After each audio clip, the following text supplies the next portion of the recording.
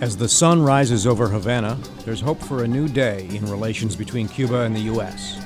From the Tony cafes of touristy old Havana to the halls of government to the gritty city streets.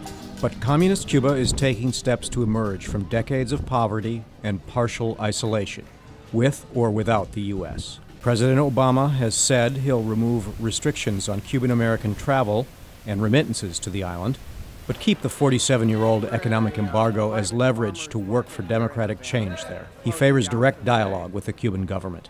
Despite the U.S. trade ban, Cuba's economy has been growing, due largely to tourism, sales of raw materials, and joint ventures with foreign companies. The Cubans have been actively drilling for oil onshore, a sign of the bigger oil action that's likely to unfold offshore in the Gulf of Mexico. Under the current U.S. embargo, American firms can't join in the rush for black gold.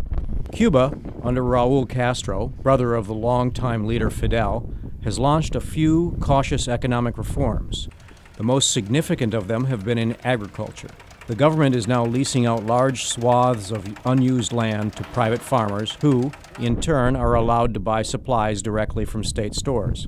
This new policy is bringing more produce to many open-air markets in the city, along with higher profits for private farmers. Other small signs of economic change are emerging as well, like this mall in Havana, where Cubans can buy everything from DVDs to computers to microwave ovens. But monuments to the communist system, like the Plaza of the Revolution and patriotic drawings on buildings and shops, remind everyone that the political system here hasn't changed yet. One such image greets patrons of a restaurant in a tattered mansion that also houses apartments.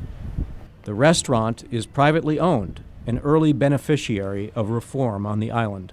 But economic change, like change in the U.S.-Cuban standoff, won't come overnight. Still, this year might offer the best chance the two countries have had in a generation to start repairing a half-century of animosity. For U.S. News and World Report, I'm Tom Olmsted.